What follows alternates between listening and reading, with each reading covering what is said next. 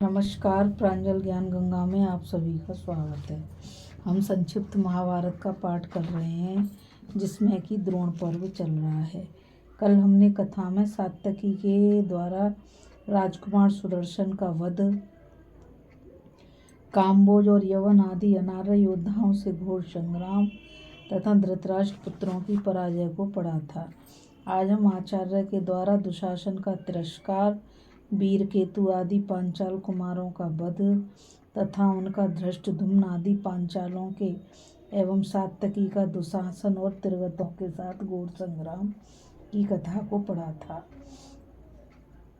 संजय ने कहा, राजन, जब आचार्य ने दुशासन के रथ को अपने पास खड़ा देखा तो वे उससे कहने लगे, दुशासन, ये सब रथी क्यों भाग रहे हैं? राजा दुर्योधन तो कुशल से हैं तथा जयद्रथ अभी जीवित है ना?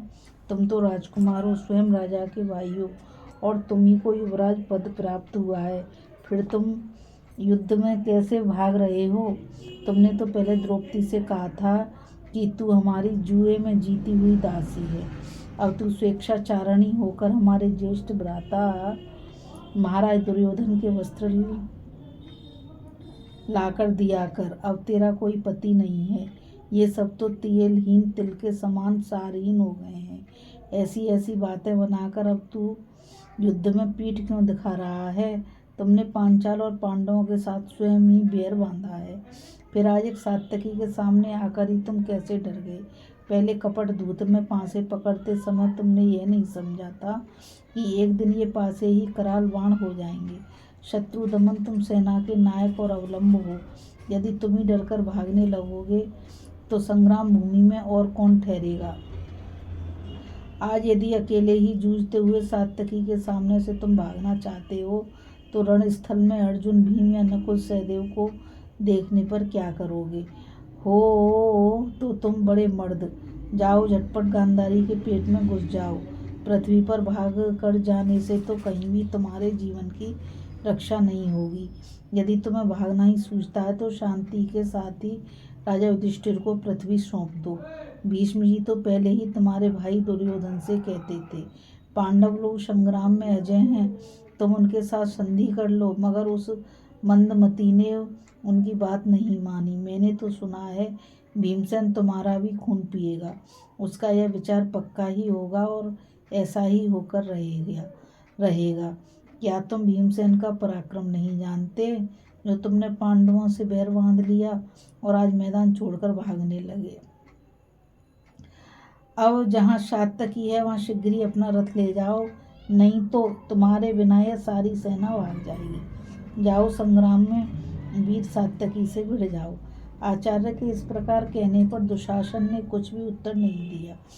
वह सब बातों को अनसुनी सी करके युद्ध से पीठ न फेरने वाले यवनों की भारी सेना लेकर सात्यकी की ओर चल दिया और बड़ी सावधानी से उसके साथ संग्राम करने लगा।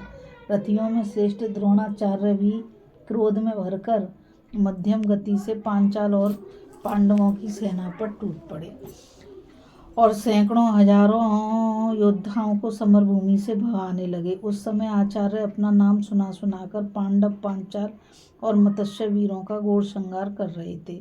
जिस समय वे इस प्रकार सेनाओं को परास्त कर रहे थे, उनके सामने परम तेजस्वी पांचाल राजकुमार वीरकेतु आया। उसने 5 तीखे बाणों से द्रोण को बीध दिया, ध्वजा को और 7वें से उनके सारथी को बीध दिया। इस समय यह बड़े आश्चर्य की बात हुई कि आचार्य उस वेगवान पांचाल राजकुमार को काबू में नहीं कर सके। संग्राम में द्रोण की गति रुकी देख महाराज युधिष्ठिर की विजय चाहने वाले पांचाल वीरों ने उन्हें चारों ओर से घेर लिया। सब के सब मिलकर उन पर बाण, तोमर तथा तरह तरह के अस्त्र शस्त्रों की वर्षा करने लगे। तब आचार्य ने वीरकेतु के रथ की ओर एक बड़ा ही भयंकर बाण छोड़ा। वह उसे घायल करके पृथ्वी पर जा पड़ा और उसकी चोट से प्राणहीन होकर वह पांचाल कुल तिलक रथ से नीचे गिर गया। उस महान धनुर्धर राजकुमार के मारे जाने पर पांचाल वीरों ने बड़ी फुर्ती से आचार्य को सब ओर से घेर लिया। चित्रकेतु, सुधन्वा, चित्रवर्मा और चित्ररथ, ये सभी राजकुमार अपने भाई की मृत्यु से व्यथित होकर द्रोण के साथ संग्राम करने लगे उनके सामने आ गए और वर्षाकालीन मेघों के समान बाणों की वर्षा करने लगे। इससे विप्रवर द्रोण अत्यंत क्रोध में भर गए और उन्होंने उन पर बाणों का जालसा फैला दिया। इससे वे सब राजकुमार घबराकर किम कर्तव्य विमूढ़ हो गए। तब आचार्य ने हंसते हंसते उनके घोड़े, सारथी और रथों को नष्ट कर दिया तथा अत्यंत तीखे भल्लों से उनके मस्तिष्कों को भी काट कर गिरा दिया। इस प्रकार उन राजपुत्रों का वध करके आचार्य अपने धनुष को मंडलाकार घुमाने लगे। यह देखकर धृष्टद्युम्न को बड़ा उद्वेग हुआ। उसके नेत्रों से जल गिरने लगा और वह अत्यंत कुपित होकर द्रोण के रथ पर टूट पड़ा। तब धृष्टद्युम्न के बाणों से द्रोण की गति रुकी देख संग्राम भूमि में बड़ा हाहाकार होने लगा। उसने क्रोध से तिलमिलाकर आचार्य की छाती पर 90 बाणों से चोट की। इससे वे रथ की गद्दी पर बैठकर मूर्छित हो गए। धृष्टद्युम्न ने धनुष रखकर एक तेज तलवार उठाई और अपने रथ से कूदकर फौरन ही आचार्य के रथ पर चढ़ गया। वह उनका सिर काटने ही वाला था कि द्रोण की मूर्छा टूट गई। जब उन्होंने देखा कि धृष्टद्युम्न उनका काम तमाम करने के लिए निकट आ गया है तो वे पास से ही चोट करने वाले बीतस्त नाम के बाण छोड़ने लगे। उन बाणों से धृष्टद्युम्न का उत्साह भंग हो गया। वह तुरंत ही उनके रथ से कूदकर अपने रथ पर आ चढ़ा। अब वे दोनों एक दूसरे को बाणों से बीधने लगे। दोनों ने ही संपूर्ण आकाश, दिशा और पृथ्वी को बाणों से छा दिया। उनके उस अद्भुत युद्ध की सभी प्राणी प्रशंसा करने लगे। अब द्रोण ने बड़ी फुर्ती से धृष्टद्युम्न के सारथी के सिर को काट कर गिरा दिया। इससे उसके घोड़े रणभूमि से भाग गए। तब आचार्य पांचाल और शरंजय वीरों के साथ युद्ध करने लगे तथा उन्हें परास्त करके फिर अपने व्यूह में आकर खड़े हो गए। इधर दुशासन बरसते हुए बादल के समान बाणों की वर्षा करता सात्यकी के सामने आया। उसे आता देख सात्यकी उसकी ओर दौड़ा और उसे अपने बाणों से एकदम ढक दिया। जब दुशासन और उसके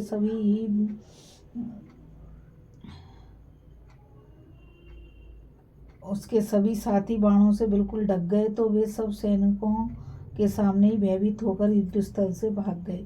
दुशासन को सैकड़ों बाणों से विदा देखकर राजा दुर्योधन ने त्रिगर्त वीरों को सात्यकी के रथ की ओर भेजा। उन 3 सहस्त्र रथी योद्धाओं ने युद्ध का पक्का निश्चय कर सात्यकी को चारों ओर से घेर लिया, किंतु सात्यकी ने अपने बाणों की बौछार से उस सेना के 500 अग्रगामी योद्धाओं को बात की बात में धराशायी कर दिया। तब रहे सहे वीर अपने प्राणों के भय से द्रोणाचार्य के रथ की ओर लौट गए।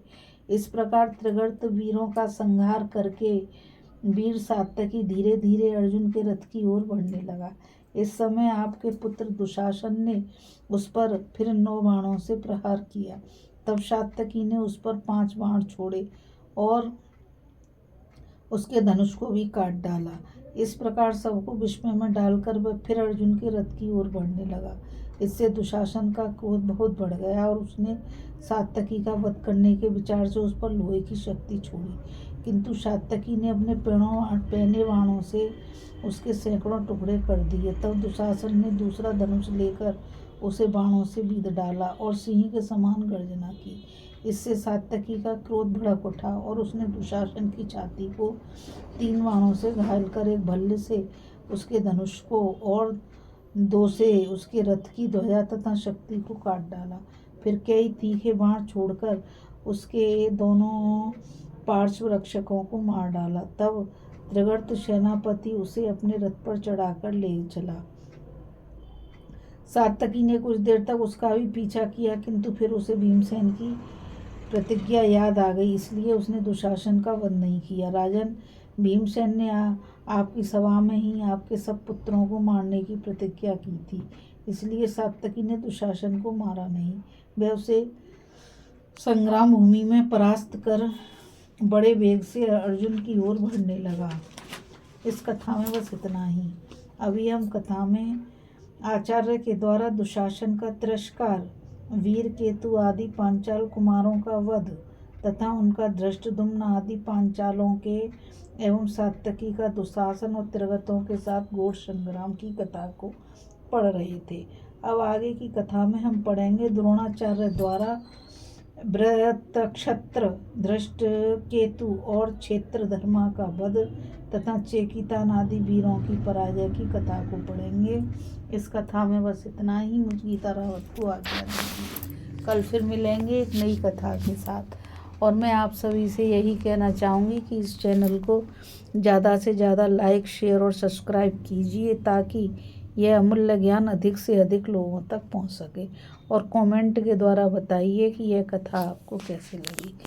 राधे राधे। जय श्री कृष्णा। नमस्कार।